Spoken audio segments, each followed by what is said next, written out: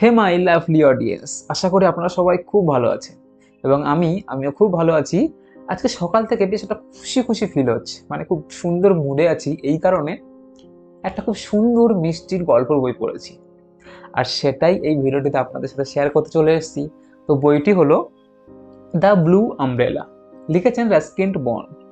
হয়তো Ruskin bond আপনারা নাম শুনেছেন, মানে ইনি বাচ্চাদের জন্য, ছোটদের জন্য অসংখ্য ছোট ছোট নোবেল লিখে গেছেন।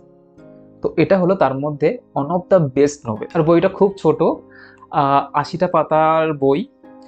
তো আর খুব সহজ সরল ভাষায় বইটা লেখা, যেহেতু বাচ্চাদের জন্য তিনি লিখেছেন। তো এই গল্পে যে মেন ক্যারেক্টার একটা ১০ বছরের পাহাড়ি মেয়ে। তো ওভারঅল এই গল্পের মধ্যে কিছু কিছু জায়গায় খুব সুন্দর একটা ইমোশন আছে, যেটা আমি খুব সুন্দর ফিল করতে পেরেছি, আমাকে টাচ করেছে। তো এই গল্পটি সংক্ষেপে আপনাদের সাথে আমি শেয়ার করব। তো যে মেন ক্যারেক্টার সেটি হলো ১০ বছরের একটা মেয়ে, নাম হলো বিন্না। সে তার দাদা বিজু এবং তার মায়ের সাথে গাড়োয়ালের একটা ভিলেজ, মানে ছোট্ট একটা গ্রামে তারা বাস করে। আর এই বইটা লিখেছেন ১৯৮০ সালে। তো ওই সময় যে হিমালয়ের পাদদেশে যে সমস্ত ছোট ছোট গ্রাম ছিল, তো সেই সমস্ত গ্রামের যে চিত্রটা এখানে বেশ সুন্দরভাবে তিনি তুলে ধরেছেন। তো এই গল্পটি এইভাবে শুরু হয়। বিন্না তাদের দুটো গরু ছিল, একটা নাম হচ্ছে নীলু আর একটা নাম হচ্ছে গড়ি। তো তাদেরকে সে আনতে যায় এবং যেতে গিয়ে দেখে একটা ফ্যামিলি সেখানে পিকনিক করতে এসছে। ওকে, তো তাদের পাশে একটা ছোট্ট রঙের নীল ছাতা রাখা আছে। সেটা দেখতে অনেকটা, মানে একটা বড় নীল রঙের পাহাড়ি ফুলের মতো লাগছে। তো এই ছাতাটি বিন্নার খুব পছন্দ হয়। তো সেই ছাতাটি দেখতে দেখতে তাদের পাশ দিয়ে সে যাচ্ছিল এবং সেই ফ্যামিলিতে থাকা একজন ভদ্র মহিলা তাকে দেখতে পায় এবং সে দেখে যে বিন্নার গলায় একটা চিতাবাঘের নখ লাগানো একটা চেন আছে। তো সেটা তার খুবই পছন্দ হয় এবং চিতাবাঘের চেন সেই সময় খুব ভাগ্যবান, খুব লাকি একটা লকেট বলে মনে করা হতো। ওকে, তো সেই ভদ্রমহিলার সেটা খুব পছন্দ হয়। তো এই ভদ্রমহিলা সেই চেনটা বিন্নার কাছ থেকে কিনতে চাইলেন, কিন্তু বিন্না সেটা টাকার পরিবর্তে কোন রকম ভাবে এক্সচেঞ্জ করতে রাজি হলো না। সে রাজি হলো কিন্তু ওই ছাতার পরিবর্তে। তো অবশেষে তারা রাজি হলো এবং বিন্নার ওই লকারের পরিবর্তে তাদের ছাতাটা বিন্নাকে দিয়ে দিল। তো ছাতা পেয়ে তো বিন্না খুব খুশি, কারণ ওরকম ফ্যান্সি ছাতা তাদের গ্রামে কেউ আগে কখনোই ব্যবহার করেনি। তাদের গ্রামে যে নর্মালি যে ওই ধরনের ছাতাগুলো কালো রঙের কাঠের বাঁটওয়ালা ছাতাই সবাই ব্যবহার করেছে। তো সেই ছাতা নিয়ে সে যখন গ্রামে গেল, তার একটা বেশ নামডাক হলো।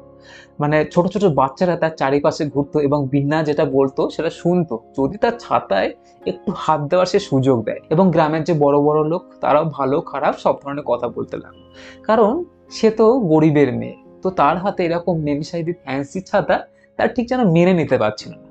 তো যাই হোক, বিন্না খুব খুশি ছাতা পেয়ে। সে যেখানে যেত ছাতা নিয়ে যেত এবং ছাতাটা সবসময় খুলে রাখত। এবং তাদের গ্রামে বাস স্ট্যান্ডের পাশে একটা চায়ের দোকান ছিল।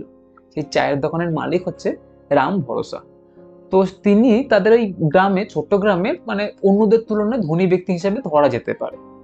তো তারও ওই ছাতাটা খুব পছন্দ হয়। হ্যাঁ, সে এটাই মনে করে যে অত সুন্দর ছাতা একমাত্র তারই হাতে শোভা পায়। তো সে বিন্নাকে টাকার পরিবর্তে সেটাতে এক্সচেঞ্জ করতে চাইলো, কিন্তু বিন্না কিছুতেই টাকার পরিবর্তে ওটা দিতে রাজি হলো না। তো রাম ভরসা দিন রাত ভেবে যেত কিভাবে সে ওই ছাতার মালিক হয়ে উঠবে। ঠিক ওই সময় অন্য একটা গ্রামের একটা ছেলে তার এই রাম ভরসার দোকানে কাজে ঢোকে। তো সে যখন রোজ দেখে তার এই মালিকের এই অবস্থা, তার মালিকের কাছে জানতে চায়। তো অবশেষে তার মালিককে তিনি অফার করে যে তার জন্য সেই ছাতাটা চুরি করতে পারবে, যদি তার জন্য সে কিছু পয়সা দেয়। তো রাম ভরসা তাতেও রাজি হয়। তো ওই ছেলেটা বিন্নার কাছ থেকে ছাতাটা চুরি করে, আবার ধরাও পড়ে, কারণ বিন্নার দাদা তাকে ধরে ফেলে। তারপর তো পাড়ায় পুরো রটেই যায় যে রাম ভরসা বিন্নার ছাতা চুরি করার চেষ্টা করছে। এর ফলে কি হয়, পাড়ার লোক আর তার সাথে কেউ কথা বলতো না, তার দোকানে যেত না। এইভাবে রাম ভরসার দিনের পর দিন তার জীবনে একটা দুর্দশা নেমে এলো। তো এইভাবে তো অনেক দিন কাটলো এবং বিন্না যখন তার এই দোকানের সামনে দিয়ে যেত, সে যেন কেমন একটা গিল্টি ফিল করতো। সে ফিল করতো কোথায় যেন, মানে তার জন্য এই সবকিছু অবস্থা হয়েছে, এই রাম ভরসার এই যে দুর্দশার জন্য যেন সে দায়ী। তো সে একদিন রাম ভরসার দোকানে একটা টফি কিনতে যায়। তো রাম ভরসা তো এটা দেখে অবাক যে বিন্না তার দোকানে এসছে টফি কিনতে। তো বিন্না যাই হোক টফি কিনে ছাতাটি রেখে দিয়ে বিন্না চলে গেছিল। তো রাম ভরসা দেখে বিন্না ছাতা ফেলে চলে গেছে।